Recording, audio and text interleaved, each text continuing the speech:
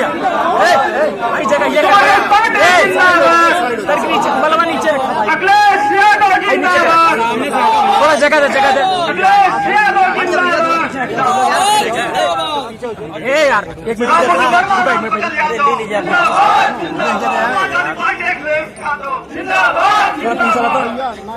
एक मिनट रुक ले रहा माननीय मुलायम सिंह यादव जिंदाबाद। अखिलेश यादव जिंदाबाद।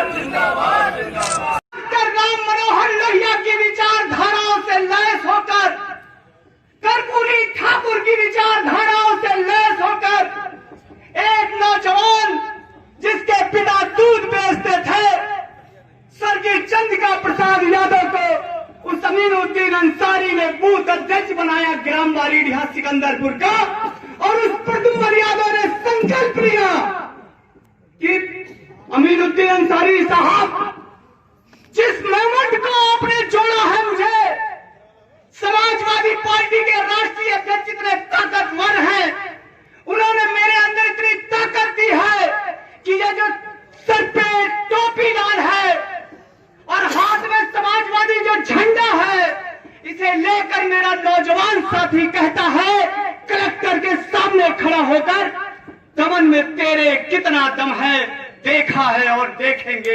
ये है हमारे राष्ट्रीय अध्यक्ष की ताकत, ये समाजवादी पार्टी का जुनून है और ये समाजवादी पार्टी का रणबांकुरा है, जो अपनी हिम्मत, अपनी ताकत और अपनी ऊर्जा पे काम करता है। इसीलिए जलालपुर के ही ख्याल में जलालपुरी साहब, क्यों जलालपुर का जिक्र आया? जलालपुर का जिक्र इसलिए करना चाहता हूं, 11 वोट के प्रत्याशी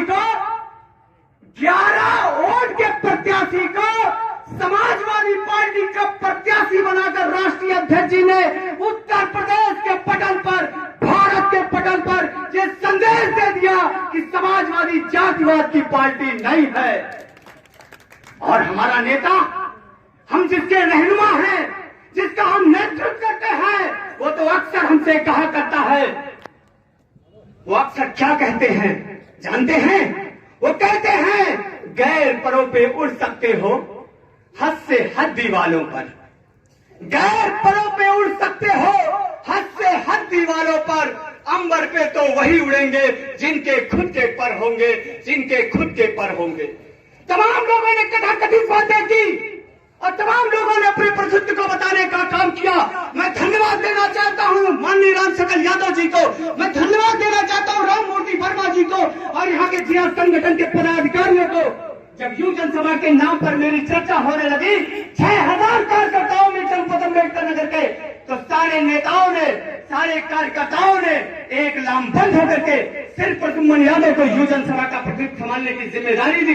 इसके लिए मैं अपने समाजवादी साथियों का दिल की गहराई से धन्यवाद देता हूं।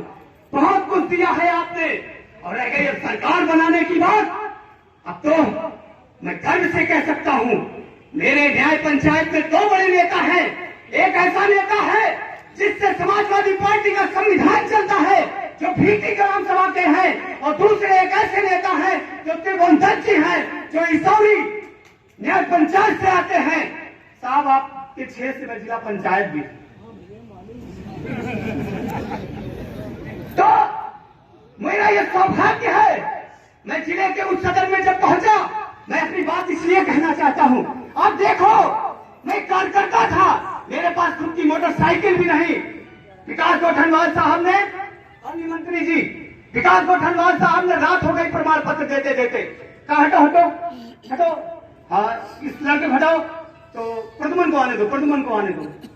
मैंने कहा साहब मैं ही प्रद्युम्न यादव हूँ। पवन सिंह पेशकार थे, उनका यही प्रद्युम्न है साहब।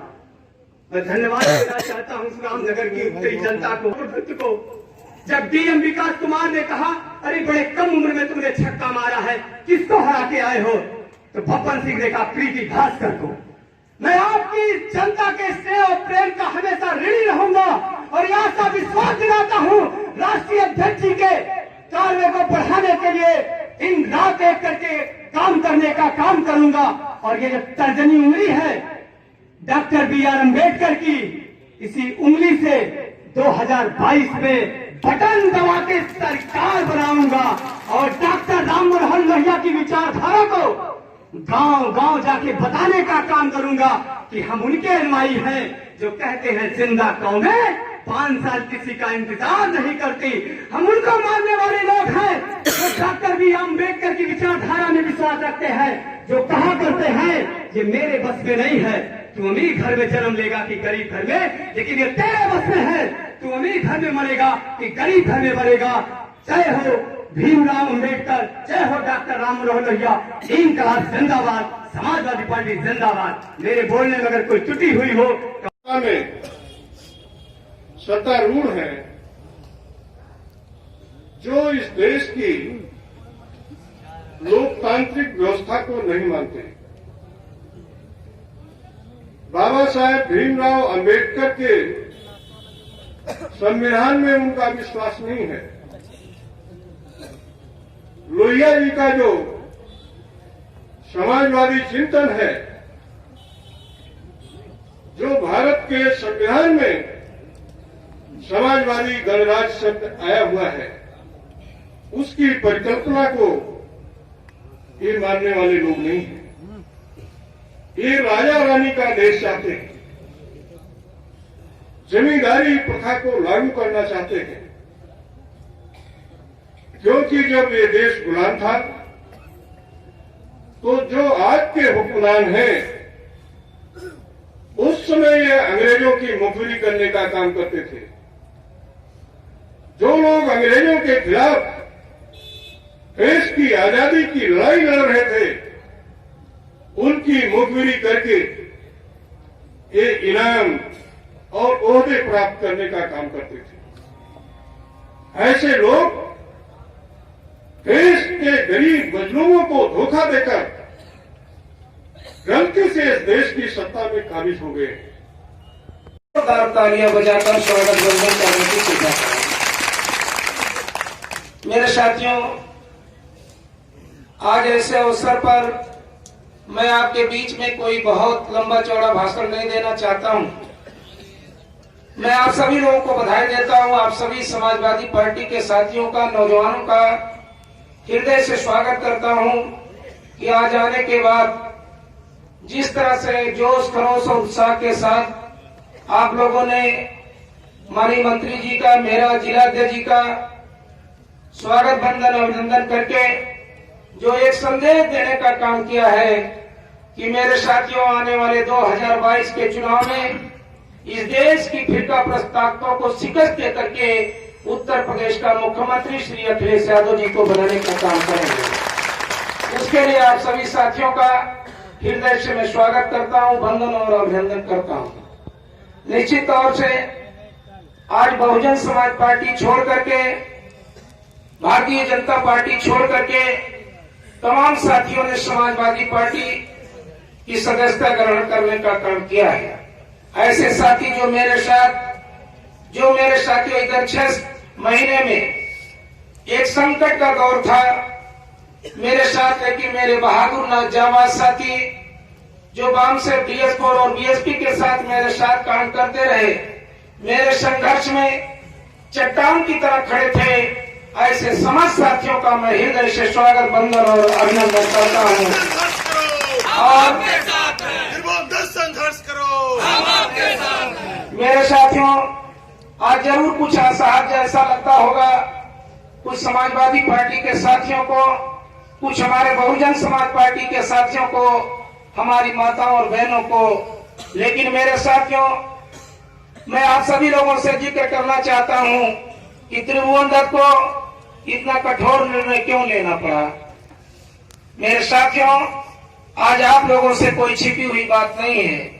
परम पूज्य बाबा साहब डॉक्टर भीमराव अम्बेडकर, माननीय डॉक्टर राम मनोहर लोहिया जी और इस देश में पैदा हुए संतों, गुरुओं, महापुरुषों ने जो समता मूलक बाबा साहब अमर रहे, डॉक्टर राम मनोहर लोहिया अमर रहे, बाबा साहब अमर रहे, डॉक्टर राम मनोहर लोहिया अमर रहे।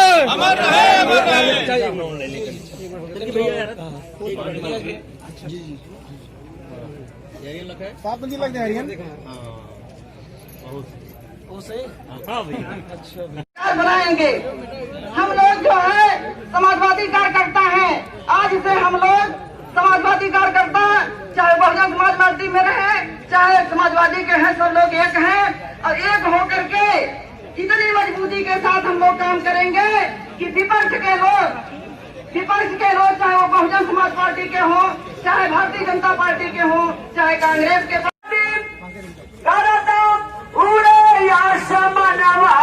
यही रनवा बीचना हो, यही रनवा बीचना हो, गरज शेर मारा दनवा, यही रनवा बीचना हो, गरज शेर मारा दनवा।